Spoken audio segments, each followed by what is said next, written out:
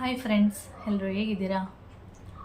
ಇವತ್ತು ಏನಂದರೆ ನಿಮಗೆ ತಮ್ನೇಲ್ ನೋಡಿದ್ರೇ ಗೊತ್ತಾಗುತ್ತೆ ಏನಿರ್ಬೋದು, ಏನು ಹೆತ್ತ ಅಂತೇಳಿ. ಇದೆಲ್ಲ ಹೇಗೆ ಸಾಧ್ಯ ಆ ಥರನೂ ನಿಮಗೆ ಅನ್ನಿಸ್ತಾ ಇರುತ್ತೆ.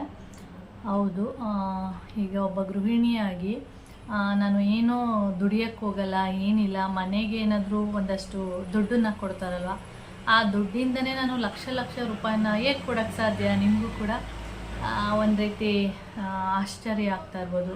ಹೇಗೆ ಕೊಡೋಕ್ಕೆ ಸಾಧ್ಯ? ಸಂಪಾದನೆ ಮಾಡಲ್ಲ, ಏನಾದರೂ ಇನ್ಕಮ್ ಬರ್ತಾ ಇದೆ ಅಂದಾಗ ಲಕ್ಷ ಲಕ್ಷ ದುಡ್ಡು ಕೊಡೋದಕ್ಕೆ ಸಾಧ್ಯ. ಏನು ಇನ್ಕಮೇ ಬರ್ತಿಲ್ಲ ಅಂದರೆ ಹೇಗೆ ಸಾಧ್ಯ ಕೊಡೋದಕ್ಕೆ ಅಂತ ನಿಮಗೆ ಒಂದು ರೀತಿ ಕನ್ಫ್ಯೂಸ್ ಆಗುತ್ತೆ.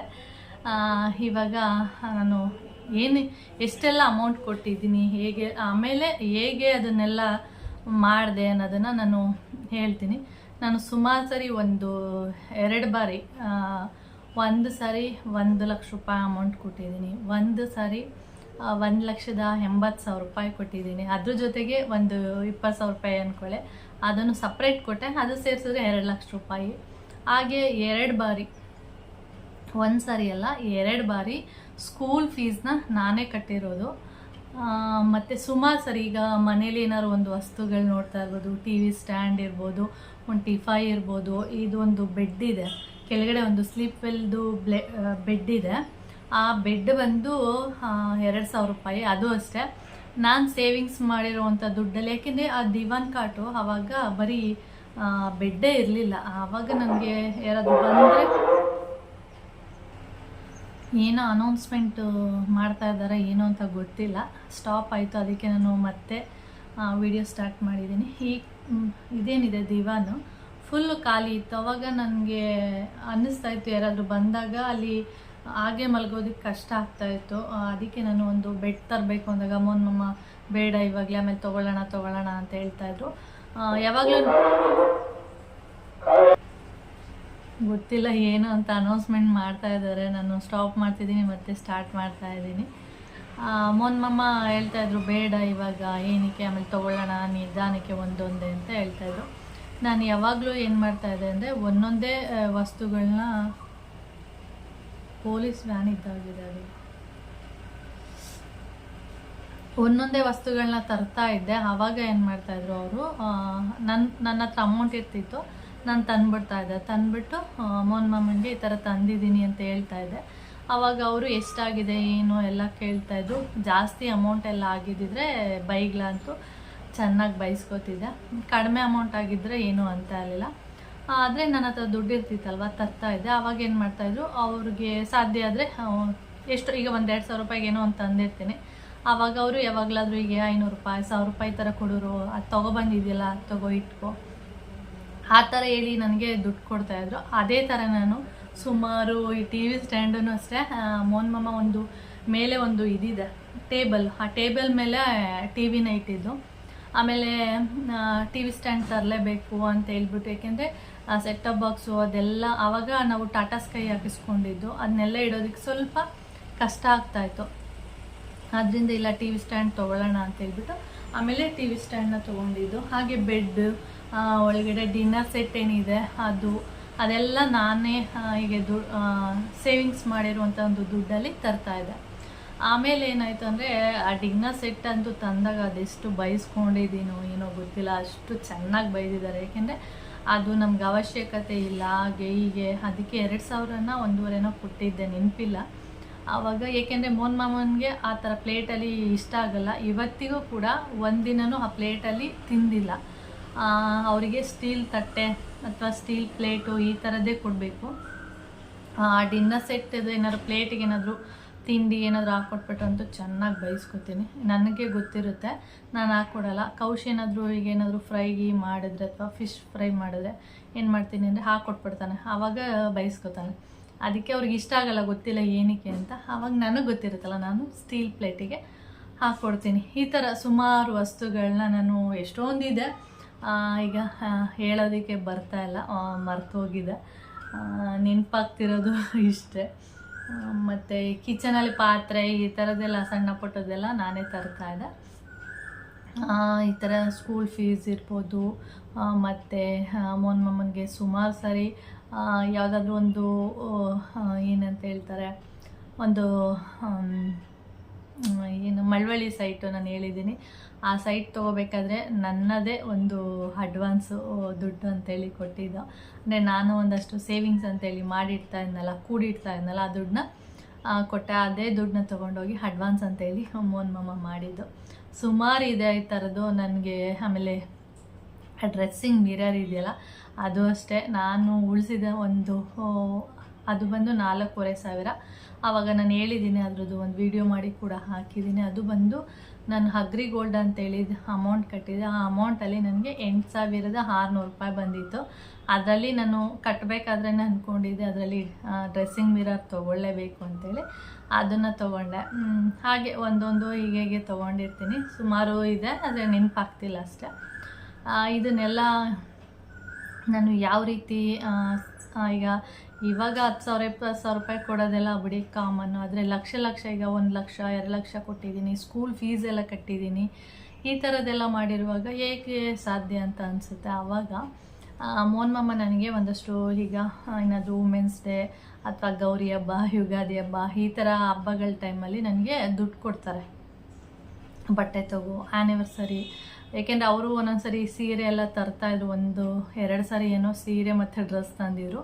ನನಗೆ ಇಷ್ಟ ಆಗಲ್ಲ, ಏಕೆಂದರೆ ಹೆಣ್ಮಕ್ಳದ್ದೇ ಅವ್ರದ್ದೇ ಆದಂಥ ಒಂದು ಇಷ್ಟ ಬೇರೆ ಥರ ಇರುತ್ತೆ. ಅಂದರೆ ಅವ್ರು ಮಾಡೋ ಚಾಯ್ಸೇ ಬೇರೆ ಇರುತ್ತೆ, ನಮ್ಮದೇ ಒಂಥರ ಚಾಯ್ಸ್ ಇರುತ್ತೆ. 1-2 ಸಾರಿ ತಂದರೂ ನನಗೆ ಇಷ್ಟ ಆಗಿಲ್ಲ. ಆವಾಗ ಅವರು ಇನ್ಮೇಲೆ ನಾನು ಬರಲ್ಲ ನಿನಗೆ, ನೀನೇ ತಗೋ ಅಂದ್ಬಿಟ್ಟು ನನಗೆ ಹಬ್ಬಗಳಲ್ಲಿ ದುಡ್ಡು ಕೊಡ್ತಾಯಿದ್ರು. ಯುಗಾದಿ ಹಬ್ಬ, ಪ್ರತಿಯೊಂದು ಹಬ್ಬ ಮತ್ತು ಆ್ಯನಿವರ್ಸರಿ, ವುಮೆನ್ಸ್ ಡೇ, ಅದು ಇದಕ್ಕೆ ಅಂತೇಳಿ ಒಂದಷ್ಟು ದುಡ್ಡನ್ನ ಕೊಡ್ತಾಯಿದ್ರು. ಆ ದುಡ್ಡನ್ನೇ ಅವತ್ತು ನಾನು ಅವ್ರು ಕೊಟ್ಟಾಗ ಬಟ್ಟೆ ಆ ಥರದ್ದೆಲ್ಲ ಏನೂ ತೊಗೊಳ್ಳೋದೇ ಇಲ್ಲ. ಏನೋ ಗೊತ್ತಿಲ್ಲ, ನನಗೆ ಬಟ್ಟೆ ಎಲ್ಲ ಅಷ್ಟೊಂದು ಹುಚ್ಚಿಲ್ಲ. ಈಗ ನಾನೇನಾದರೂ ವರ್ಕ್ ಮಾಡ್ತಾಯಿದ್ದೀನಿ ಹೊರಗಡೆ ಹೋಗಿ ಅಂದರೆ ನನಗೆ ಬಟ್ಟೆ ಅವಶ್ಯಕತೆ ಇದೆ, ತುಂಬ ಬಟ್ಟೆ ಬೇಕು ಅನ್ನೋ ಅವಶ್ಯಕತೆ ಇದೆ. ಆದರೆ ನನಗೆ ಅವಶ್ಯಕತೆ ಇಲ್ಲ. ಅದಕ್ಕೆ ನಾನು ಅವ್ರು ಕೊಡೋ ದುಡ್ಡನ್ನೆಲ್ಲ ಏನು ಮಾಡ್ತಾಯಿದ್ದೆ ಅಂದರೆ ಸುಮ್ಮನೆ ಹಾಗೆ ಇಟ್ಕೋತಿದ್ದೆ ಅಷ್ಟೇ. ಅದು ಬಿಟ್ಟರೆ ನಾನು ಯಾವತ್ತೂ ಕೂಡ ಬಟ್ಟೆಗೆ ಇನ್ವೆಸ್ಟ್ ಮಾಡಲ್ಲ. ಇವಾಗಲೂ ನೀವು ನೋಡ್ಬೋದು, ನಾನು ಜಾಸ್ತಿ ಹಾಕಿರೋ ಬಟ್ಟೆನೇ ಹಾಕ್ತಾ ಇರ್ತೀನಿ. ಸ್ವಲ್ಪ ಒಂದಷ್ಟು ಬಾರಿ ಹಾಕ್ತೀನಿ, ಅದು ಸ್ವಲ್ಪ ಶೇಡ್ ಅಂದರೆ ಕಲರ್ ಶೇಡ್ ಆಗಿರೋದು, ಅಥವಾ ಬಿಸಿಲಿಗೆ ಒಂಥರ ಕಲರು ಡಿಮ್ ಆಗಿರೋ ಥರ, ಈ ಥರ ಎಲ್ಲ ಆದಾಗ ಏನು ಮಾಡ್ತೀನಿ, ಮನೇಲಿ ಯೂಸ್ ಮಾಡ್ತೀನಿ. ಮನೇಲೂ ಯೂಸ್ ಮಾಡಿ ಒಂದು ಬೇಜಾರು ಅನಿಸ್ದಾಗ ಅಥವಾ ಏನೋ ಹಾಳಾದಾಗ ತೆಗೆದು ಬೀಸಾಕ್ತೀನಿ. ಆ ಥರ ಬಟ್ಟೆಗೆ ಇನ್ವೆಸ್ಟ್ ಮಾಡಲ್ಲ, ಒಂದು ಚಪ್ಪಲಿಗೆ ಇನ್ವೆಸ್ಟ್ ಮಾಡಲ್ಲ. ಹೆಣ್ಮಕ್ಳಿಗೆ ಸೀರೆ ಅಂದರೆ ತುಂಬ ಹುಚ್ಚಿರುತ್ತೆ. ಆದರೆ ನನಗೆ ಬಟ್ಟೆನೇ ಹುಚ್ಚಿಲ್ಲ ಅಷ್ಟೊಂದು. ಸೀರೆಗಳು ಅಷ್ಟೊಂದು ಇಷ್ಟ ಇಲ್ಲ. ನಾನು ತೊಗೊಂಡ್ರೂ ಸೀರೆ ಇರ್ಬೋದು, ಒಂದು ಡ್ರೆಸ್ ಇರ್ಬೋದು, ತೊಗೊಂಡ್ರೂ ಯಾವ ಥರ ತೊಗೊಳ್ತೀನಿ ಅಂದರೆ ಸೀರೆ ಬಂದು ಸ್ವಲ್ಪ 1,000 ರೂಪಾಯಿ ಈ ಥರದ್ದೆಲ್ಲ ತೊಗೊಳ್ತೀನಿ. ಏನಾದರೂ ಫಂಕ್ಷನ್ನು ಈ ಥರದ್ದೆಲ್ಲ ಅಂದಾಗ ಸ್ವಲ್ಪ 1,000 ರೂಪಾಯಿ ಆ ಥರದ ಮೇಲೆ ಹೋಗ್ತೀನಿ. ತುಂಬ ಅಂದರೆ 2,000 ಮೇಲೆ ತುಂಬ ಕಷ್ಟಪಟ್ಟು ನಾನು ಒಂದು ಸೀರೆ ಇಷ್ಟ ಆಗಿದೆ 2,500 ಆ ಥರ ಎಲ್ಲ ಅನ್ನುವಾಗ ಇಷ್ಟ ಆಗಿರುತ್ತೆ. ಆದರೆ 2,500 ಅಲ್ಲ ಅಂದ್ಕೊಂಡು ಆದರೂ ಕೊಟ್ಟು ಬರ್ತೀನಿ. ಅದ್ರ ಮೇಲೆ ಜಾಸ್ತಿ ಕೊಡೋಕ್ಕೆ ಇಷ್ಟ ಆಗಲ್ಲ. ಇನ್ನು ಡ್ರೆಸ್ಸು, ಟಾಪ್ಗಳು ಈ ಥರದಕ್ಕೆ ಹೋದರೆ ನಾನು ಒಂದು 600 ರೂಪಾಯಿ, ತುಂಬ ಇಷ್ಟ ಆಗಿದೆ ಅಂದರೆ 700, 800, 1,000 ರೂಪಾಯಿ ಒಳಗಡೆ, ತುಂಬ ಅದ್ರ ಮೇಲಂತೂ ಹೋಗೋದೇ ಇಲ್ಲ. ಸೀರೆಗಳು ಅಷ್ಟೇ ತುಂಬ ಸಿಂಪಲ್ ಆಗಿರುತ್ತೆ ಸೀರೆಗಳು. ನನ್ನ ಒಂದು ಸೀರೆಗಳು ಹೇಗಿರುತ್ತೆ ಅಂದರೆ ವೆಯ್ಟ್ಲೆಸ್ ಆಗಿರಬೇಕು, ಅಂದರೆ ತೂಕ ಇರಬಾರ್ದು. ನನಗೆ ತೂಕ ಎಲ್ಲ ಇದ್ದಾಗ ಏನಾಗುತ್ತೆ, ನಾನು ಹ್ಯಾಂಡ್ ಬ್ಯಾಗ್ನೇ ಇಲ್ಲಿ ನೇತಾಕೊಂಡ್ರೆ ಏನಾಗುತ್ತೆ ಅಂದರೆ ಈ ಭುಜ ಏನು ಬರುತ್ತೆ ಇದು ಪೇಯ್ನ್ ಬರುತ್ತೆ ನನಗೆ. ಅದು ಅಷ್ಟೇ ವೆಯ್ಟ್ಲೆಸ್ಸೇ ಇರಬೇಕು, ಆ ಥರ ಇಷ್ಟಪಡ್ತೀನಿ. ಸೀರೆ ಆದರೂ ಅಷ್ಟೇ ವೆಯ್ಟ್ಲೆಸ್ಸೇ ಇರಬೇಕು ಅಂತ ಇಷ್ಟಪಡ್ತೀನಿ. ಅಂದರೆ ನನಗೆ ರೇಷ್ಮೆ ಸೀರೆನೇ ಬೇಕು ಆ ಥರ ಎಲ್ಲ ಇಷ್ಟ ಇಲ್ಲ.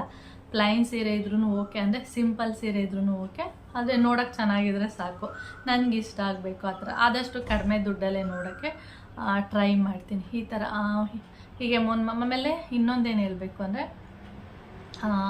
ಈಗ ತುಂಬ ಜನ ಹೆಣ್ಮಕ್ಳು ನೋಡ್ಬೋದು, ನೀವು ಯಾವುದೇ ಒಂದು ಫಂಕ್ಷನ್ಗೆ ಹೋಗಿ ಸೀರೆ ಸಿಂಪಲ್ ಆಗಿರುತ್ತೆ. ಸೀರೆ ತುಂಬ ಏನಂದರೆ ಇವಾಗ ಸ್ಕೂಲ್ ಬಿಡೋ ಟೈಮ್ ಅಲ್ವಾ, ಎಲ್ಲ ವ್ಯಾನ್ಗಳು ಒಂದಾದ್ಮೇಲೆ ಒಂದು ಬರ್ತಾ ಇದೆ. ತುಂಬ ಫಂಕ್ಷನ್ಗೆ ಹೋಗಿ ಅಲ್ಲಿ ಸೀರೆ ತುಂಬ ಸಿಂಪಲ್ಲಾಗಿರುತ್ತೆ, ಅಥವಾ ರೇಷ್ಮೆ ಸೀರೆ. ಅದಕ್ಕೆ ಆ ಸೀರೆ ಅಂದರೆ ಹೇಗಿರುತ್ತೆ, ರೇಷ್ಮೆ ಸೀರೆ ಬಾರ್ಡರ್ ಇರುತ್ತೆ, ಒಂದು ಇದಿರುತ್ತೆ. ಆದರೆ ಅದು ಬ್ಲೌಸ್ ನೋಡಿದ್ದೀರಾ, ಆ ಸೀರೆಗೆ ಕೊಟ್ಟಿರ್ತಲ್ಲ ಅಷ್ಟೇ ಆ ಬ್ಲೌಸ್ ಹೊಲ್ಸೋದಕ್ಕೆ ಕೊಟ್ಟಿರ್ತಾರೆ ಅವರು. ನೀವು ನೋಡಿ, ಯಾವುದೇ ಒಂದು ಫಂಕ್ಷನ್ಗೆ ಹೋಗಿ ಅಲ್ಲಿ ನೋಡುವಾಗ ಎಷ್ಟು ಗ್ರ್ಯಾಂಡಾಗಿ ಬ್ಲೌಸ್ ಹೊಲಿಸಿರ್ತಾರೆ ಅಂದರೆ ನೋಡೋಕ್ಕೆ ನಿಜವಾಗ್ಲೂ ಚೆನ್ನಾಗಿ ಕಾಣಿಸುತ್ತೆ, ನಾನು ಇಲ್ಲ ಅಂತ ಹೇಳಲ್ಲ. ಆದರೆ ಅದು ನನಗೆ ಇಷ್ಟ ಆಗಲ್ಲ. ನನಗೆ ಅದೇ ದುಡ್ಡನ್ನ ಇಟ್ಕೊಂಡು ಬೇಕಾದ್ರೆ ಒಂದು ತಿಂಗಳು ಮನೆ ಸಂಸಾರನ ಅಂದರೆ ಮನೆಗೆ ಬೇಕಾಗಿರುವಂಥ ದಿನಸಿ ಅದನ್ನು ಮ್ಯಾನೇಜ್ ಮಾಡ್ಬೋದು ಅನ್ನೋ ಇದು ನನ್ನ ತಲೆಯಲ್ಲಿರುತ್ತೆ. ಆದರೆ ಈ ಥರ ಎಲ್ಲ ನಾನು ಇನ್ವೆಸ್ಟ್ ಮಾಡೋಕ್ಕೆ ಹೋಗಲ್ಲ.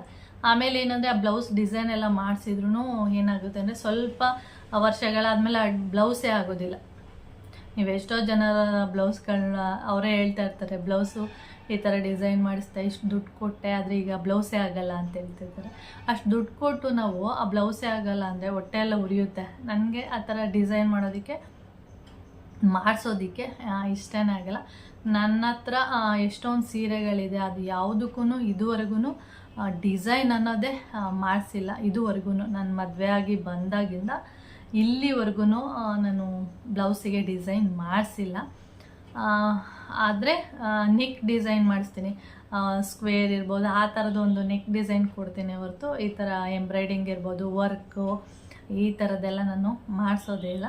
ಅದರಿಂದ ನಾನು ಯಾವುದೇ ದುಡ್ಡು ಕೊಟ್ರು ಅದು ಅಲ್ಲೇ ಇರುತ್ತೆ. ಯಾಕೆಂದರೆ ಈ ಥರ ನಾನು ಎಲ್ಲೂ ಇನ್ವೆಸ್ಟ್ ಮಾಡೋದಿಲ್ಲ. ಆಮೇಲೆ ಮೋಹನ್ ಮಾಮ ಈಗ ಬಟ್ಟೆಗಳಿಗೆ ದುಡ್ಡು ಕೊಡ್ತಾರಲ್ಲ, ಆ ದುಡ್ಡನ್ನೆಲ್ಲ ನಾನು ಏನು ಮಾಡ್ತೀನಿ ಅಂದರೆ ಹಾಗೆ ಇಟ್ಕೊಂಡಿರ್ತೇನೆ. ಇವರಿಗೆ ಕೇಳ್ತಾರೆ ಏನು ತೊಗೊಂಡೆ, ಹಬ್ಬಕ್ಕಿನ ತೊಗೊಂಡ, ನಾನು ತೊಗೊಂಡೇ ಇಲ್ಲ ಅಂದಾಗ ಬೈಯೋದು, ನಾನು ದುಡ್ಡು ಕೊಟ್ಟಿರೋದನ್ನೆಲ್ಲ ಕೂಡಿ ಮಡಿಕೋ, ಏನಿಗೆ ಮಡಗ್ತೀಯ, ಆ ಥರ ಎಲ್ಲ ಕೂಡಿಟ್ರೆ ಏನು ಪ್ರಯೋಜನ, ಏನಾದ್ರು ತೊಗೊಂಡು ಯೂಸ್ ಮಾಡು ಅಂತ ನಾನು ಅವ್ರು ಆ ಥರ ಹೇಳಿದ್ರೂ ನಾನು ಅದು ನನಗೇನೋ ಗೊತ್ತಿಲ್ಲ. ನನಗೆ ಇಲ್ಲಿವರೆಗೂ ಇವತ್ತಿನವರೆಗೂ ಅಷ್ಟೇ. ಇವಾಗ ತುಂಬ ಜನ ಹೆಣ್ಮಕ್ಳು ನೋಡ್ಬೋದು, ಒಂದು ಸ್ಯಾರಿ ಇವಾಗ ಹೊಸ ಟ್ರೆಂಡಿಂಗಲ್ಲಿ ಇವಾಗ ನಡೀತಾ ಇದೆ ಅಂದರೆ ನೋಡಬೇಕು, ಎಲ್ಲರ ಹತ್ರನೂ ಅದು ಸ್ಯಾರಿ ಇದ್ದೇ ಇರುತ್ತೆ ಆ ಥರ. ಆದರೆ ನಾನು ಆ ಥರ ಅಲ್ಲ, ಏನೋ ಗೊತ್ತಿಲ್ಲ. ನಾನು ನೋಡ್ತೀನಿ ಆ ಥರ ಸ್ಯಾರಿ ನೋಡು ಉಟ್ಕೊಂಡು ಹೋಗೋಕ್ಕಲ್ಲ, ಚೆನ್ನಾಗಿದೆ ಅಲ್ಲ, ಅಷ್ಟೇ ತೊಗೋಬೇಕು, ನನಗೂ ಚೆನ್ನಾಗಿದೆ, ಇಷ್ಟ ಆಗುತ್ತೆ ಅಂತ ಅನ್ಕೋತೀನಿ. ಆದರೆ ಆ ಸ್ಯಾರಿ ತೊಗೊಳೋದೇ ಇಲ್ಲ ನಾನು. ಆ ಟ್ರೆಂಡಿಗೆ ಮುಗ್ದೋಗಿರುತ್ತೆ, ಆ ಥರ ಆಗಿರುತ್ತೆ, ಇಲ್ಲ ನಾನು ತೊಗೊಳಲ್ಲ. ಅದು ರೇಟ್ ಏನಾದರೂ ನಾನು ಕೇಳಿದ್ರಂತೂ ತೊಗೊಳೋದೇ ಇಲ್ಲ ಬಿಡಿ, ಅಷ್ಟು ಕಾಸ್ಟ್ಲಿದು ಆ ಥರದ್ದೆಲ್ಲ ಇಷ್ಟನೇ ಆಗಲ್ಲ. ಈಗ ಒಬ್ಬೊಬ್ಬರು ಬೇರೆಯವ್ರನ್ನ ನೋಡ್ತಾರೆ, ಅವಳು ನೋಡು ಆ ಥರ ಸೀರೆ ತೊಗೊಂಡಿದ್ದಾಳೆ, ನಾನು ತೊಗೋಬೇಕು. ನನಗೆ ಅದು ಇಲ್ಲವೇ ಇಲ್ಲ. ಅವಳು ತೊಗೊಂಡಿದ್ದಾಳೆ, ನಾನು ತೊಗೋಬೇಕು. ಅವಳು ಚೆನ್ನಾಗಿ ಕಾಣಿಸ್ತಿದ್ದಾಳೆ, ನಾನು ಅವಳಿಗಿಂತ ಚೆನ್ನಾಗಿ ಕಾಣಿಸ್ಬೇಕು, ಆ ಥರ ಎಲ್ಲ ಏನಿಲ್ಲ. ನಾನು ಈ ಥರನೇ ಇರೋದು. ಆಮೇಲೆ ಈ ಒಡವೆಗಳು, ಚಿನ್ನ ಅಂತೂ ಮೊದಲೇ ಇಷ್ಟ ಇಲ್ಲ ನನಗೆ. ಚಿನ್ನದ್ದು ತುಂಬ ಆ ಚಿನ್ನ ಮಾಡಿಸ್ಕೊಂಡೆ, ಈ ಚಿನ್ನ ಮಾಡಿಸ್ಕೊಂಡೆ ಅಂತ ಹೇಳ್ತಾ ಇರ್ತಾರೆ. ಏನಾದರೂ ಒಂದು ತೊಗೊಳ್ತಾ ಇರೋದು ನೋಡಿರ್ಬೋದು. ಆದರೆ ನಾನು ಆ ಥರ ಎಲ್ಲ ಏನೂ ತೊಗೊಳ್ಳೋದು ಇಲ್ಲ, ನನಗೆ ಇಷ್ಟನೂ ಆಗಲ್ಲ.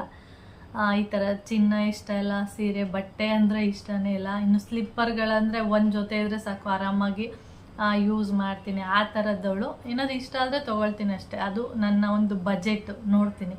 ಫಸ್ಟ್ ನಾನು ಏನೇ ಒಂದು ವಸ್ತು ತೊಗೊಳ್ಬೇಕು ಅಂದ್ರೂ ಅದು ಎಷ್ಟು ರೇಟ್ ಆಗುತ್ತೆ ಏನು ಆ ಥರ ನೋಡೋ ಹುಡುಗಿ ನಾನು. ಆ ಥರ ನೋಡ್ತೀನಿ, ಆಮೇಲೆ ಬೇಕಾದರೆ ತೊಗೊಳ್ತೀನಿ ಆ ಥರ. ಈ ಥರದ್ದೆಲ್ಲ ನಾನು ಎಲ್ಲೂ ಈ ಥರದ್ದು ಬಟ್ಟೆ ಈ ಥರದಕ್ಕೆಲ್ಲ ಇನ್ವೆಸ್ಟ್ ಮಾಡಲ್ಲ. ನೆಕ್ಸ್ಟ್ ಬಂದು ಏನಂದರೆ ಇದಕ್ಕೆಲ್ಲ ಬಟ್ಟೆಗೆಲ್ಲ ದುಡ್ಡು ಕೊಡ್ತಾರೆ. ಅದಾದಮೇಲೆ ಮೋಹನ್ ಮಾಮ ನನಗೆ ಫಸ್ಟು ನಾನು ಯಾವಾಗಲೂ ಹೀಗೆ ಹೊರಗಡೆ ಹೋಗಿ ದಿನಸಿ ಎಲ್ಲ ತೊಗೊಳ್ಳೋದು, ಆವಾಗ ಮಾಮನೂ ಒಟ್ಟಿಗೆ ಬರ್ತಾಯಿದ್ರು ಜೊತೆಯಲ್ಲಿ. ಬಂದುಬಿಟ್ಟು ಅವರೇ ಪೇ ಮಾಡ್ತಾಯಿದ್ರು, ನಾನೇನು ಅದಕ್ಕೇನು ದುಡ್ಡೆಲ್ಲ ಕೊಡೋಕ್ಕೆ ಹೋಗ್ತಾ ಇರಲಿಲ್ಲ. ಅವರೇ ಮೋಹನ್ ಮಾಮನೇ ನನಗೇನೇನೆಲ್ಲ ದಿನಸಿ ಬೇಕು ಅದನ್ನೆಲ್ಲ ತೊಗೊಳ್ತಿದ್ದೆ. ತೊಗೊಂಡಾದ್ಮೇಲೆ ಅವರು ಕಾರ್ಡ್ ಕೊಟ್ಬಿಟ್ಟು ಬರ್ತಾಯಿದ್ರು. ಇದೇ ಥರನೇ ಸುಮಾರು ವರ್ಷ ನಡೀತಾ ಇತ್ತು. ಆಮೇಲೆ ನನಗೆ ಅನ್ನಿಸ್ತಾ ಇತ್ತು ಏನಂದರೆ, ನಾನು ಎಲ್ಲ ತೊಗೊಂಡಿರ್ತೀನಿ ದಿನಸಿ, ಪ್ರತಿಯೊಂದು ಮನೆಗೇನು ವಸ್ತು ಬೇಕು ಅನ್ನೋದು ನನಗೆ ಗೊತ್ತಿರುತ್ತೆ, ನಾನು ತೊಗೊಂಡಿರ್ತೀನಿ. ಆದರೆ ನೀವು ಬಂದು ಪೇ ಮಾಡೋದು ಏನಿದೆ, ನಾನೇ ಪೇ ಮಾಡ್ತೀನಿ, ನನಗೆ ಇಷ್ಟ ಅಮೌಂಟ್ ಅಂತ ಕೊಡಿ ಅಂತ ಕೇಳಿದೆ ಒಂದಿನ. ಹೀಗೆ ಸುಮ್ಮನೆ ಹಾಗೆ ಮಾತಾಡಬೇಕಾದ್ರೆ ಫಸ್ಟು ಅವರಿಗೆ ಒಪ್ಪಿಲ್ಲ, ಅವರು ಬೇಡ, ಯಾಕೆ ನಾನು ಬರ್ತೀನಲ್ಲ, ನಾನೇ ಕಾರ್ಡ್ ಕೊಡ್ತೀನಿ ಹಾಗೆ ಹೀಗೆ ಅಂತ ಅಂದರು. ಆಮೇಲೆ ಸರಿ ಆಯಿತು ಅಂತ ಸುಮ್ಮನೆ ಆದೆ. ಆಮೇಲೆ ಇನ್ನೊಂದು ದಿನವೂ ಅದೇ ಥರನೇ ಅದ್ರ ಬಗ್ಗೆನೇ ಡಿಸ್ಕಸ್ ಆಯಿತು. ಆವಾಗ ಸರಿ ಆಯಿತು ಬಿಡು, ತಿಂಗಳಿಗೆ ಇಷ್ಟು ದುಡ್ಡು ಅಂತ ಕೊಡ್ತೀನಿ, ಎಷ್ಟು ಬೇಕು ಅಂತ ಕೇಳಿದ್ರು. ನನಗೆ ಬರೀ ದಿನಸಿಗೆ ಅಷ್ಟೇ ಫಸ್ಟು ಮಾತಾಡಿದ್ದು. ದಿನಸಿಗೆ ಎಷ್ಟು ಅಮೌಂಟ್ ಕೊಟ್ಬಿಡ್ತೀನಿ, ಇಷ್ಟು ಅಮೌಂಟ್ ಕೊಡಿ ಅಂತ ಕೇಳಿಕೊಂಡೆ. ಅಕ್ಕಿ, ರಾಗಿ ಮತ್ತು ನಾನ್ ವೆಜ್ ಈ ಥರದ್ದು ತರಕಾರಿ ಎಲ್ಲ ಮೋಹನ್ ಮಾಮನಿಗೆ ಬಿಟ್ಬಿಟ್ಟೆ. ಅದಾದಮೇಲೆ ಸರಿ ಇದಿಷ್ಟು ನಾನು ತರ್ತೀನಿ, ಇದು ದಿನಸಿ ಮಾತ್ರ ನೀನು ತೊಗೋಬಾ ಅಂತ ಹೇಳಿದ್ರು. ಸರಿ ಆಯಿತು ಅಂತೇಳಿ 1,500 ರೂಪಾಯಿ ಕೊಟ್ಟರು. ಮಂತ್ಲಿ ಹೋಗ್ತಿರ್ತೀವಿ, ಆವಾಗೆಲ್ಲ ಹೋಗ್ತಾಯಿದ್ದೆ, ಇವಾಗ ಆ ಥರ ಮಾಡ್ತಿರೋದು. ಮಂತ್ಲಿ ಹೋದಾಗ ಅವಾಗ ನನಗೆ 1,500 ತೊಗೊಂಡೋದ್ರೆ ನನಗೆ ಅಂತ 1 ರೂಪಾಯಿನೂ ಉಳಿತಾ ಇರಲಿಲ್ಲ. ನನಗೆ ಬೇಜಾರಾಗ್ತಾಯಿತ್ತು. ನಾನು ಇದರಿಂದ ಒಂದಷ್ಟು ದುಡ್ಡನ್ನ ಉಳಿಸ್ಬೋದು ಅಂತೇಳಿ ನಾನು ನಿಮ್ಮನ್ನು ಕೇಳ್ತಾ ಇದ್ದೆ. ನೋಡಿದ್ರೆ ನನಗೇನು ಉಳಿಯಲ್ಲ, ನನಗೆ ಬೇಡ, ಇದು ನನಗೆ 2,000 ರೂಪಾಯಿ ಕೊಟ್ಬಿಡಿ ತಿಂಗಳಿಗೆ ಅಂತ ಹೇಳಿದೆ. ಆಮೇಲೆ ಸರಿ ಆಯಿತು ಅಂತೇಳಿ, ಆಯಿತು 2,000 ರೂಪಾಯಿ ಕೊಡ್ತೀನಿ, ಯೂಸ್ ಆಯಿತು, ಒಂದು ತಿಂಗಳಿಗೆ 2,000 ರೂಪಾಯಿ ಮಾಮೂಲಿ. ಅದು ನಾನ್ ವೆಜ್ಜು, ಅಕ್ಕಿ, ರಾಗಿ, ತರಕಾರಿ ಇದೆಲ್ಲ ಮೋನ್ಮ ಮುಂದೆ, ಸಿಲಿಂಡರು ಅದು ಕೂಡ ಮೋನ್ಮ ಮುಂದೆ, ಆ ಥರ ಆಯಿತು. ಹಾಗೆ 2,000 ರೂಪಾಯಲ್ಲೇ ಸುಮಾರು ಒಂದಷ್ಟು ವರ್ಷ, 1.5-2 ವರ್ಷ ಈ ಥರ ಹೋಯಿತು. ಆಮೇಲೆ ಹೋಗ್ತಾ ಅದರಲ್ಲಿ ನಾನು ಒಂದು 500 ರೂಪಾಯಿ ಈ ಥರದ್ದೆಲ್ಲ ಉಳಿಸ್ಕೊಬಂದು. ಯಾವ ರೀತಿ ಎಲ್ಲ ಉಳಿಸ್ತಾ ಇದೆ ಅಂದರೆ, ಬಟ್ಟೆ ಒಗಿತಾ ಇದ್ನಲ್ಲ ಅವತ್ತು ಮನೇಲಿ ಕೂತ್ಕೊಂಡು, ಆವಾಗ ನಾನು ಕರೆಂಟೇ ಯೂಸ್ ಮಾಡ್ತಾ ಇರಲಿಲ್ಲ. ಏಕೆಂದರೆ ಕರೆಂಟ್ ಬಿಲ್ಲು ಒಂದು 50 ರೂಪಾಯಿ ಕಡಿಮೆ ಬಂದರೆ ನನಗೆ ಸೇವ್ ಆಗುತ್ತಲ್ಲ ಅನ್ನೋ ಒಂದು ದೃಷ್ಟಿಯಿಂದ ಆ ಥರ ಮಾಡ್ತಾಯಿದ್ದೆ. ಅದಕ್ಕೂ ಬೈತಾಯಿದ್ರು, ಇದರಿಂದ ಏನು ಉಳಿಸ್ತೀಯ ನೀನು ಅಂತೆಲ್ಲ ಬೈತಾಯಿದ್ರು. ಹಾಗೆ ಈ ಥರದ್ದೆಲ್ಲ ಮಾಡಿ ನಾನು ಒಂದಷ್ಟು ದುಡ್ಡನ್ನ ಉಳಿಸೋದು, ಆಮೇಲೆ ಬ್ಯಾಂಕಲ್ಲಿ FD ಮಾಡಿದ್ದು, ಆಮೇಲೆ ಪೋಸ್ಟ್ ಆಫೀಸಲ್ಲಿ RD ಕಟ್ಟಿದ್ದು, ಈ ಥರದ್ದೆಲ್ಲ ಮಾಡಿಕೊಂಡೆ. ಹೀಗೆ 2,000 ರೂಪಾಯಿ ಎಲ್ಲ ನಡ್ಕೊಂಡು ಹೋಗ್ತಾಯಿತ್ತು. ಅದಾದಮೇಲೆ ಒಂದಿನ ಇದು ತರಕಾರಿ ನೀನೇ ತಗೋ, ಸಿಲಿಂಡರು ಮನೆ ಹತ್ರನೇ ಬರ್ತಾರೆ, ಯಾಕೆಂದರೆ ಅವಾಗ ನಾನೇ ಕೊಡ್ಬೋದಲ್ವ, ಅದು ಸಿಲಿಂಡರು ಅದು ಇದಕ್ಕೆಲ್ಲ ಸೇರಿಸಿ, ಆಮೇಲೆ ನಾನ್ ವೆಜ್ಜು ಮತ್ತು ಅಕ್ಕಿ ರಾಗಿ ಇದು ಮಾತ್ರ ನಂದು ಅಂತೇಳಿ 4,000 ರೂಪಾಯಿಗೆ ಬಂದರು. ಓಕೆ, 4,000 ರೂಪಾಯಿ, 1.5 ಹೋಯ್ತು, 2 ಆಯಿತು, ಆಮೇಲೆ 4,000 ರೂಪಾಯಿಗೆ ಬಂದರು. 4,000 ರೂಪಾಯಿ ಹೋಗಿ ಆಮೇಲೆ ಸ್ವಲ್ಪ ವರ್ಷ ಆದಮೇಲೆ ಅವರಿಗೆ 5,000 ರೂಪಾಯಿ ಕೊಡ್ತೀನಿ ಅಂತ ಹೇಳಿದ್ರು. ಯಾಕೆಂದರೆ ನಾನು ಫಸ್ಟ್ ಕೇಳಿದ್ದೆ, ಏನಕ್ಕೆ ಅಂದರೆ ಸ್ವಲ್ಪ ದಿನಸಿ ರೇಟೆಲ್ಲ ಜಾಸ್ತಿ ಆಗಿದೆ, ನನಗೆ 5,000 ರೂಪಾಯಿ ಬೇಕೇ ಬೇಕು ಅಂತ ಕೇಳ್ಕೊಂಡಿದ್ದೆ. ಅದಕ್ಕೆ 5,000 ರೂಪಾಯಿ ಕೊಟ್ಟರು. ಅದರಲ್ಲಿ ನಾನೇನು ಮಾಡ್ತಾಯಿದ್ದೆ, ಯಾವಾಗ ಅವರು ನನಗೆ ಕೈಗೆ ಈಗ 2,000 ರೂಪಾಯಿ ಕೊಡೋದಕ್ಕೆ ಸ್ಟಾರ್ಟ್ ಮಾಡಿದ್ರು, ಆವಾಗ ಸ್ವಲ್ಪ ನೀಟಾಗಿ ಇನ್ನೂ ಮ್ಯಾನೇಜ್ ಮಾಡೋದಕ್ಕೆ ಕಲ್ತ್ಕೊಂಡೆ. ಹೇಗೆಂದರೆ ದಿನಸಿಗೆ ತಿಂಗಳು ನಾನು ಹೊರಗಡೆ ಹೋಗಿ ಏನಾದರೂ ದಿನಸಿ ಎಲ್ಲ ತರಕ್ಕೆ ಹೋದ್ರೆ ನಾನು ಎಕ್ಸ್ಟ್ರಾ ಏನಾದರೂ ತೊಗೊಬರ್ತೀನಿ. ಅಲ್ಲೊಂದು ಟೀ ಶರ್ಟ್ ನೋಡ್ತೀನಿ ತೊಗೊಳ್ತೀನಿ, ಅಥವಾ ಇನ್ನೊಂದೇನೋ ನೋಡಿರ್ತೀನಿ, ತೊಗೊಳ್ಳಲ್ಲ ನಾನು ಸಾಮಾನ್ಯವಾಗಿ. ಆದರೂ ಒಂದೊಂದು ಸಾರಿ ಏನು ಮಾಡಿಬಿಡ್ತೀವಿ, ಚೆನ್ನಾಗಿದೆ ಅಂದಾಗ ತೊಗೊಳ್ತೀವಿ, ಆ ಥರ ಮಾಡ್ತೀವಿ. ಅದಕ್ಕೋಸ್ಕರ ನಾನು ಏನು ಮಾಡಿದೆ, ಆವಾಗಿಂದ ಸ್ವಲ್ಪ ತಿಂಗಳು ಹೋಗೋದನ್ನು ಕಡಿಮೆ ಮಾಡಿಬಿಟ್ಟೆ. 2 ತಿಂಗಳಿಗೆ ಒಂದ್ಸರಿ ಹೋಗೋದು, ಈ ಥರ ಮಾಡಿ ಒಂದಷ್ಟು ದುಡ್ಡು ಉಳಿಯುತ್ತೆ. ಅವಾಗ ತಿಂಗ ಹೋದರೆ ಸ್ವಲ್ಪ ಜಾಸ್ತಿನೇ ಖರ್ಚಾಗುತ್ತೆ. ಈ ಥರದ್ದೆಲ್ಲ ಉಳಿಸ್ಕೊಬಂದೆ. ಮತ್ತು ಸಿಲಿಂಡರ್ ಅಷ್ಟೇ, ಸಿಲಿಂಡರು ನನಗೆ 2 ತಿಂಗಳು 2.5 ತಿಂಗಳು ಬರುತ್ತೆ. ಒಂದು ಸಿಲಿಂಡರ್ 2.5 ತಿಂಗಳು ಬರುತ್ತೆ. ನಾವಿರೋದು 3 ಜನ.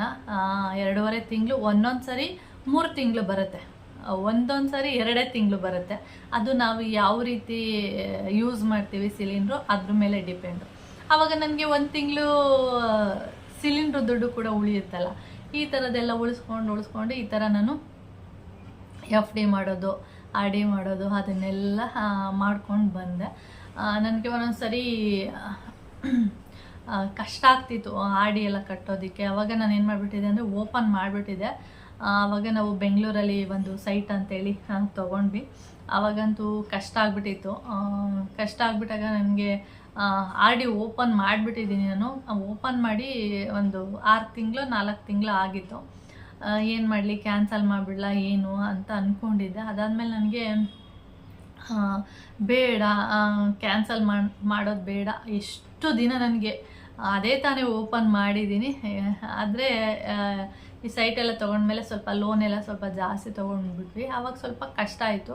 ಅವಾಗ ಏನು ಮಾಡೋದು, ಈ ಥರ ಆಗ್ಬಿಟ್ಟಿದೆಯಲ್ಲ, ಏನು ಮಾಡೋದು, ಎಷ್ಟು ದಿನ ನನಗೆ RDನ ಎಷ್ಟು ದಿನ ಕಟ್ಟೋಕ್ಕಾಗುತ್ತೆ ಅಷ್ಟು ದಿನ ತನಕ ಕಟ್ಟೋಣ, ಆಮೇಲೆ ಆಗಿಲ್ಲ ಅಂದಾಗ ಕ್ಯಾನ್ಸಲ್ ಮಾಡಿಬಿಡೋಣ ಅಂದ್ಬಿಟ್ಟು ಆಮೇಲೆ RDನ ಕಟ್ಕೊಂಡು ಹೋದೆ. ಅದಾದಮೇಲೆ ನನಗೆ ಬಿಡಲಿಲ್ಲ, ನಾನು ಆದಷ್ಟು ಟ್ರೈ ಮಾಡಿ 5 ವರ್ಷನ ಕಂಪ್ಲೀಟ್ ಮಾಡಿದೆ. ಕಂಪ್ಲೀಟ್ ಮಾಡಿದ್ಮೇಲೆ ನನಗೆ ಅದರಿಂದ ಒಂದು 70,000 ಚಿಲ್ಲರೆ RD ಅಮೌಂಟ್ ಬಂತು. ಅದ್ರ ಜೊತೆಗೆ ನಾನು ಒಂದು 30,000 ರೂಪಾಯಿ ಎಕ್ಸ್ಟ್ರಾ ದುಡ್ಡನ್ನು ಹಾಕಿ ನಾನು ಏನಾದರೂ ಸುಮ್ಮನೆ ಅದು ಎಲ್ಲಂದ್ರಲ್ಲಿ ಹೋಗೋದು ಬೇಡ, ಏನಾದರೂ ಚಿನ್ನ ತೊಗೊಂಡ್ರೆ ಏನಕ್ಕಾರು ಯೂಸ್ ಆಗುತ್ತೆ ಅಂದ್ಬಿಟ್ಟು ನಾನು ಸಿಂಗಲ್ ಬ್ಯಾಂಗಲ್ ಅಂದರೆ ಕಡ ಅಂತ ಏನು ಹೇಳ್ತೀವಿ ಆ ಥರದ್ದು ಒಂದು ತೊಗೊಬಿಟ್ರೆ ಸೀರೆಗೆಲ್ಲ ಹಾಕ್ಕೊಂಡು ಹೋಗೋದಕ್ಕೆ ಸರಿ ಹೋಗುತ್ತೆ. ಸ್ವಲ್ಪ ಒಂದು 10-15 ಗ್ರಾಮಲ್ಲಿ ದಪ್ಪು ಕಡ ಬರುತ್ತೆ ನೋಡಿ, ಆ ಥರದ್ದು. ಈಗ ಇದಾದರೆ ನೋಡಿ ಸಿಂಪಲ್ ಆಯಿತು. ದಪ್ಪದಾದರೆ ಇಲ್ಲಿಂದ ಇಷ್ಟು ದೊಡ್ಡದು ಬರುತ್ತೆ, ಅದೇ ವೆಯ್ಟ್ಲೆಸ್ ಇರುತ್ತೆ ಅದನ್ನು ಕೂಡ. ಆದರೆ ಏನಂತ ಹೇಳ್ತಾರೆ, ವೆಯ್ಟ್ಲೆಸ್ ಇರುತ್ತೆ, ಆದರೆ ಅಗಲವಾಗಿ ಸ್ವಲ್ಪ ಚೆನ್ನಾಗಿ ಇರುತ್ತೆ. ಇದಾದರೆ ನೋಡಿ ಇದು ತುಂಬ ಸಿಂಪಲ್ ಅಂತ ಅನಿಸುತ್ತೆ. ಇದು ಡೈಲಿ ವೇರಿಗೆ ಓಕೆ, ಅದು ಫಂಕ್ಷನಿಗೆಲ್ಲ ಚೆನ್ನಾಗಿ ಕಾಣಿಸುತ್ತೆ ಅಂತ ಹೇಳ್ಬಿಟ್ಟು ನಾನು ಆ ಥರ ಪ್ಲ್ಯಾನ್ ಮಾಡಿದ್ದೆ. ಅದಾದಮೇಲೆ ಅಷ್ಟೊತ್ತಿಗೆ ಏನೋ ಒಂದು ಆಯಿತು. ಆವಾಗ ನಾನು ನನ್ನ ಕಡೆಯಿಂದ ಎಲ್ಲದಕ್ಕೂ ಇಷ್ಟು ಅಮೌಂಟ್ ಅಂತೇಳಿ ಕೊಡ್ತಾ ಇದ್ದೀನಿ. ನಂದು ಒಂದು ಶೇರ್ ಇರಲಿ, ಅಂದರೆ ಒಂದು ಶೇರ್ ಇರಲಿ ಅಂದರೆ ಸ್ವಲ್ಪನಾದರೂ ಒಂದು ಇಷ್ಟೆಷ್ಟು ನನ್ನ ಕಡೆಯೂ ಒಂದು ಶೇರ್ ಇರಲಿ ಅಂತೇಳಿ ನಾನು 1 ಲಕ್ಷ ರೂಪಾಯಿನ ಮೋನ್ ಮಾಮನಿಗೆ ಕೊಟ್ಟಿದ್ದು. ನಾನು ಎಷ್ಟು ದುಡ್ಡು 1 ಲಕ್ಷ ಮತ್ತು 1,80,000 ಅಂದರೆ 2 ಲಕ್ಷ ಆ ಥರದ್ದೆಲ್ಲ ಏನಾಯಿತು ಅಂದರೆ ಕೂಡಿಟ್ಟೆ ತಾನೇ ಕೊಟ್ಟಿದ್ದು ನನಗೆ, ನಾನು ಅವರಿಗೆ. ಅದಕ್ಕೆ ಅವರಿಗೆ ಒಂಥರ ಖುಷಿಯಾಗೋಯ್ತು, ಪರವಾಗಿಲ್ಲ ನನ್ನ ಹೆಂಡತಿ ಇಷ್ಟು ದುಡ್ಡು ಕೊಡ್ತಿದ್ದಾಳೆ ಅಂತೇಳಿ.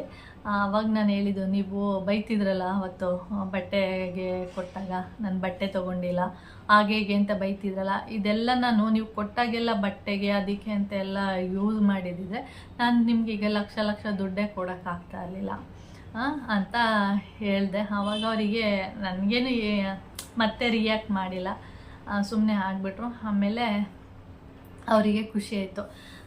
ಈ ಥರ ನಾನು 1 ರೂಪಾಯಿನೂ ಯಾವುದು ಆದರೂ ಅಷ್ಟೇ, ಏನೇ ಒಂದು ದುಡ್ಡು ಕೊಟ್ಟರು ನಾನು ಇವಾಗಲೂ ಅಷ್ಟೇ ನಾನು ಯಾವುದಕ್ಕೂ ಅಷ್ಟೊಂದು ಖರ್ಚು ಮಾಡೋಕ್ಕೆ ಹೋಗಲ್ಲ. ಪಾತ್ರೆ ಪಗಡೆ, ತುಂಬ ಜನ ಪಾತ್ರೆಗಳಂದರೆ ತುಂಬ ಹುಚ್ಚು. ಪಾತ್ರೆ ಯಾವುದಾದ್ರು ಒಂದು ಒಳ್ಳೆ ಚೆನ್ನಾಗಿದೆ ಪಾತ್ರೆ ಅಂದರೆ ತೊಗೊಂಡು ಬರ್ತಾರೆ.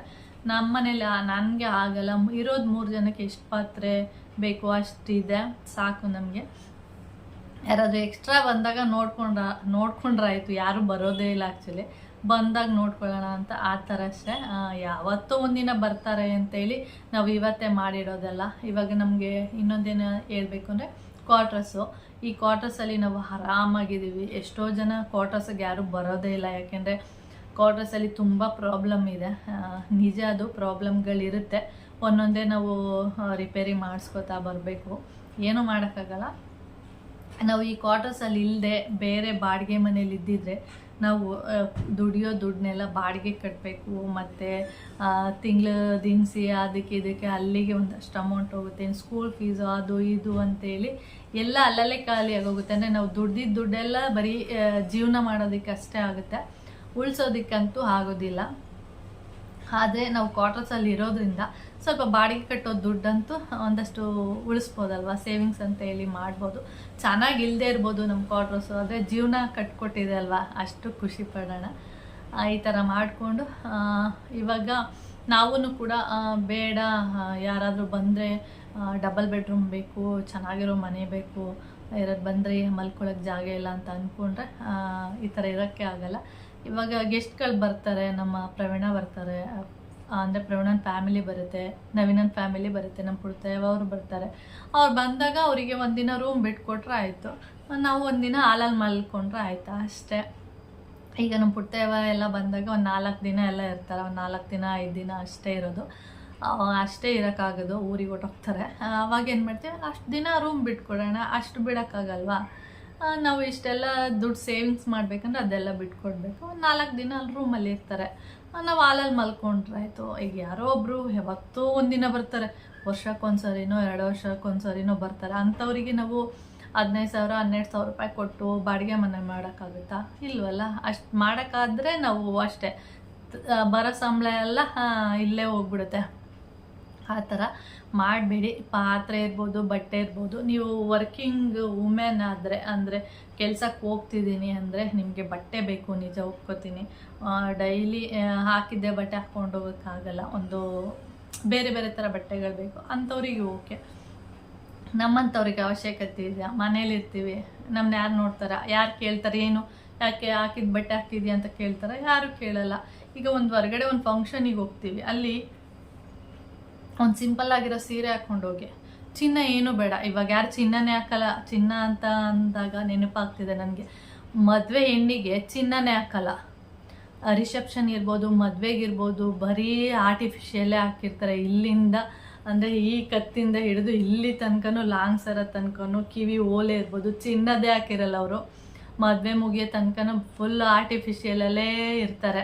ಅಂಥದ್ರಲ್ಲಿ ನಾವು ಮದುವೆಗೆ ಹೋಗೋರು ನಾವೇ ಆರ್ಟಿಫಿಷಿಯಲ್ ಹಾಕ್ಕೊಂಡೋದ್ರೆ ಯಾರು ಏನಂತಾರೆ? ಯಾರು ಏನೂ ಅನ್ನೋದಿಲ್ಲ.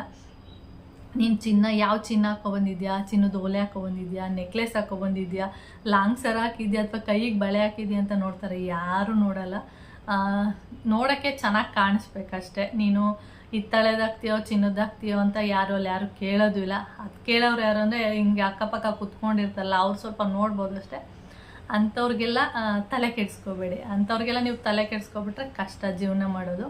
ಅವ್ರು ನೋಡಲಿ, ಯಾಕೆ ಚಿನ್ನ ಇಲ್ವಾ ಅಂತ ಕೇಳ್ತಾರೆ. ಯಾಕೆ ತಾಯಿ, ಈಗ ನಮ್ಮೂರಲ್ಲೇ ಒಂದು ಎಕ್ಸಾಂಪಲ್, ನಾನು ಆರ್ಟಿಫಿಷಿಯಲ್ ಎಲ್ಲ ಹಾಕೊಂಡೋದ್ರೆ ಏನಂತಾರೆ ಅಂದರೆ, ಯಾಕೆ ತಾಯಿ ಚಿನ್ನ ಏನಾಯಿತು, ಇದೇ ಥರನೇ ಕೇಳೋದು. ಚಿನ್ನ ಏನಾಯಿತು ಇಲ್ವಾ, ಯಾಕೆ ಈ ಥರದ್ದೆಲ್ಲ ಹಿತ್ತಾಳೆದೆಲ್ಲ ಆಗ ಕೂತಿದ್ಯಾ ಅಂತ ಕೇಳ್ತಾರೆ.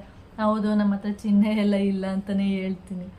ಆ ಥರ ಅವರು ಆ ಥರ ಕೇಳಿದಾಗ ಹೌದು ನಮ್ಮ ಹತ್ರ ಚಿನ್ನ ಇಲ್ಲ, ಅದಕ್ಕೆ ಹಿತ್ತಾಳೆದೆಲ್ಲ ಬಂದಿದ್ದೀವಿ ಅಂತ ಅಂದ್ರಾಯ್ತು. ಆ ಥರದವ್ರಿಗೆಲ್ಲ ತಲೆ ಕೆಡಿಸ್ಕೊಬಿಟ್ರೆ ಒಂಥರ ಬದುಕೋದೇ ಒಂಥರ ಕಷ್ಟ ಆಗಿಬಿಡುತ್ತೆ. ಆ ಥರದ್ದು ಅಂತರ ಕೇಳಿಸ್ಕೊಳ್ಳೆ, ಈ ಕಡೆ ಕೇಳಿಸ್ಕೊಂಡು ಈ ಕಡೆ ಬಿಟ್ಬಿಟ್ಟು ಹೋಯ್ತಾ ಇರಬೇಕು. ನಾವು ಫಂಕ್ಷನ್ಗೆ ಬಂದಿದ್ದೀವಿ, ರೇಷ್ಮೆ ಸೀರೆ ಉಟ್ಕೊಬಂದಿದ್ಯಾ, ಇದು ಸಿಂಪಲ್ ಸೀರೆ ಉಟ್ಕೊಬಂದಿದ್ಯಾ, ಯಾವ ಥರ ಬ್ಲೌಸ್, ಅದನ್ನು ಯಾರು ಕೇಳಲ್ಲ, ನೋಡ್ಬೋದಷ್ಟೇ, ಕೇಳಲ್ಲ. ನಮ್ಮ ಪಾಡಿಗೆ ನಾವು ಹೇಗಿದ್ದೀವಿ ಹಾಗೆ ಇದ್ರೇ ಚೆನ್ನಾಗಿರುತ್ತೆ. ನೀವು ಹೇಗಿದ್ದೀರಾ ನೀವು ಹಾಗೇ ಇರಿ. ನೀವು ಈಗ ನಾನು ರೇಷ್ಮೆ ಸೀರೆ ತೊಗೊಳ್ಳೋರಿಗೆ, ಬ್ಲೌಸ್ ಡಿಸೈನ್ ಮಾಡೋರಿಗೆ ನಾನು ಏನು ಹೇಳಲ್ಲ. ಯಾಕೆಂದರೆ ಅದು ಅವ್ರವ್ರ ಇಷ್ಟ. ಯಾಕೆಂದರೆ ಅವ್ರಿಗೆ ಇಷ್ಟ ಇದೆ, ಅವ್ರ ಹತ್ರ ದುಡ್ಡಿದೆ, ಮಾಡಿಸ್ಕೋತಾರೆ. ನನ್ನ ಹತ್ರ ದುಡ್ಡಿಲ್ಲ ಅಂತಲ್ಲ, ನಂಗೆ ಇಷ್ಟ ಇಲ್ಲ ಅಷ್ಟೇ. ಅದಕ್ಕೆ ಹಾಕೋದು ನನ್ನ ಪ್ರಕಾರ ವೇಸ್ಟ್ ಅಂತ ಅನಿಸುತ್ತೆ ನನಗೆ. ಇವತ್ತು ಬ್ಲೌಸಿಗೆ 5,000 6,000 ರೂಪಾಯಿ ಕೊಟ್ಟು ಒಂದು ಬ್ಲೌಸ್ ಡಿಸೈನ್ ಮಾಡಿಸ್ತೇವೆ. ಅದೇ ದುಡ್ಡನ್ನ ಒಂದು ತಿಂಗಳು ಜೀವನ ಮಾಡ್ಬೋದು ಅಂತ ನನ್ನ ಒಂದು ಅಭಿಪ್ರಾಯ ಅಷ್ಟೇ. ಅದರಿಂದ ನಾನು ಯಾವತ್ತೂ ಕೂಡ ಈ ಥರದಕ್ಕೆಲ್ಲ ಇನ್ವೆಸ್ಟ್ ಮಾಡಲ್ಲ. ಈ ಥರ ನನ್ನ ಒಂದಿದು ಈ ಥರ ಮಾಡಿ ನಾನು ಲಕ್ಷ ದುಡ್ಡನ್ನ ಕೊಟ್ಟಿದ್ದೀನಿ. ಇವಾಗಲೂ ಅಷ್ಟೇ ಏನೋ ಒಂದು ಮಾಡಬೇಕು ಅಂದಾಗ ನನ್ನ ಕೇಳ್ತಾರೆ, ಎಷ್ಟಿಟ್ಟಿದ್ಯಾ ನೀನು ದುಡ್ಡ ಅಂತ ಹೇಳಿ. ನಾನು ಇರೋದನ್ನು ಇದ್ದಂಗೆ ಹೇಳ್ತೀನಿ, ಇಷ್ಟಿದೆ ನನ್ನ ಹತ್ರ ದುಡ್ಡು ಅಂತ ಹೇಳ್ಬಿಡ್ತೀನಿ. ಆವಾಗ ಸರಿ ಆಯಿತು ಅಂತ ಹೇಳ್ತಾರೆ. ಆವಾಗ ಅದ್ರ ಮೇಲೆ ಏನಾದರೂ ಇರುತ್ತಲ್ಲ, ಏನಾದರೂ ತೊಗೊಳ್ಳೋದು ಒಂದೇನೋ ಒಂದು ಮಾಡಬೇಕು ಅಂದಾಗ, ಹೌದಾ ನಾನು ಇದು ತೊಗೋಬೇಕು ಅಂದ್ಕೊಂಡಿದ್ದೆ, ಅದಕ್ಕೆ ನನ್ನ ಹತ್ರ ಇಷ್ಟು ಅಮೌಂಟ್ ಇದೆ, ಅದಕ್ಕೆ ನಿನ್ನ ಹತ್ರ ಎಷ್ಟಿದೆ ಅಂತ ಕೇಳ್ತಾ ಇದ್ದೀನಿ ಅಂತ ಹೇಳ್ತಾರೆ. ಅವಾಗ ನಾನು ಇಷ್ಟಿದೆ ಅಂತ ಹೇಳ್ತೀನಿ. ಗಂಡನಿಗೆ ಹೆಂಡತಿ ಮೇಲೆ ಒಂದು ಸ್ವಲ್ಪ ನಂಬಿಕೆ ಅಂತ ಬಂದುಬಿಟ್ರೆ, ಬೇಕಾದರೆ ಇಡೀ ಸ್ಯಾಲ್ರಿನೇ ಕೊಟ್ಬಿಡ್ತಾರೆ ನಿಮಗೆ. ನೀವು ನಂಬಿಕೆ ಉಳಿಸ್ಕೋಬೇಕೀಗ. ಅವ್ರು ಕೇಳಿದಾಗ ದುಡ್ಡು ಕೊಟ್ಬಿಡಿ ಅಂತಲ್ಲ, ಒಂದು ನಂಬಿಕೆ. ನನ್ನ ಹೆಂಡತಿಗೆ ದುಡ್ಡು ಕೊಟ್ಟರೆ ಅವಳ ಹತ್ರ ಎಲ್ಲೂ ಹೋಗಲ್ಲ, ಅವಳ ಹತ್ರನೇ ಇರುತ್ತೆ, ಏನೂ ಖರ್ಚಾಗೋದಿಲ್ಲ ಅನ್ನೋದು ಅವರಿಗೆ ಬರಬೇಕು. ಈಗ ಇರ್ತಾರಲ್ಲ, ತುಂಬ ಖರ್ಚು ಮಾಡ್ತಾ ಇರೋದಲ್ಲ ಅಂಥವ್ರಿಗೆ ಅವ್ರು ಕೊಡೋದೇ ಇಲ್ಲ. ಯಾಕೆಂದರೆ ನನ್ನ ಹೆಂಡ್ತಿಗೆ ಕೊಟ್ಟರೆ ಹಿಂಗೆ ಹೋಗಿ ಹಿಂಗೆ ಬರೋದ್ರೊಳಗೆ ಖಾಲಿ ಮಾಡ್ತಾಳೆ ಅಂತೇಳಿ ಅವಳಿಗೆ ಕೊಡಲ್ಲ. ಆದರೆ ಖರ್ಚು ಮಾಡಲ್ವಲ್ಲ, ಉಳಿಸ್ತಾಳೆ ನೋಡಿ, ಅದ್ರ ಜೊತೆಗೆ ಇನ್ನೊಂದು ಸ್ವಲ್ಪ ಸೇರಿಸಿ ಕೂಡಿರ್ತಾಳೆ ನೋಡಿ, ಅಂಥವ್ರಿಗೆ ಕೊಡೋಕ್ಕೆ ಇಷ್ಟಪಡ್ತಾರೆ. ಯಾಕೆಂದರೆ ಅವಳಿಗೆ ಎಷ್ಟೇ ದುಡ್ಡು ಕೊಟ್ರು ಅವಳು ಏನು ವೇಸ್ಟ್ ಮಾಡಲ್ಲ ಅನ್ನೋದು ನಂಬಿಕೆ ಅವ್ರಿಗೆ ಬಂದುಬಿಟ್ರೆ ಸಾಕು. ಅವರೇ ನಿಮಗೆ ಬೇಕಾದರೆ ಇಡೀ ಸ್ಯಾಲ್ರಿನೇ ಬೇಕಾದರೆ ಕೊಡ್ತಾರೆ.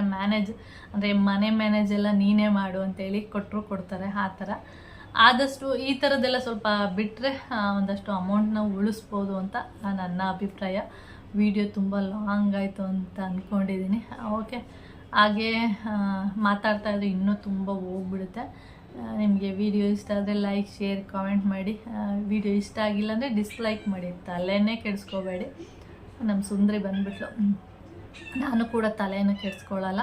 ಇಷ್ಟ ಆಗಿರೋರು ಲೈಕ್ ಆಗಿದೆ ಅಂತ ಎಷ್ಟು ಲೈಕ್ ಬಂದಿದೆ ಅವ್ರಿಗೆ ಇಷ್ಟ ಆಗಿದೆ ಅನ್ಕೋತೀನಿ. ಇಷ್ಟ ಆಗಿಲ್ಲ ಅನ್ನೋದು ಡಿಸ್ಲೈಕ್ ಮಾಡ್ತಾರೆ ಅಷ್ಟೇ. Okay friends,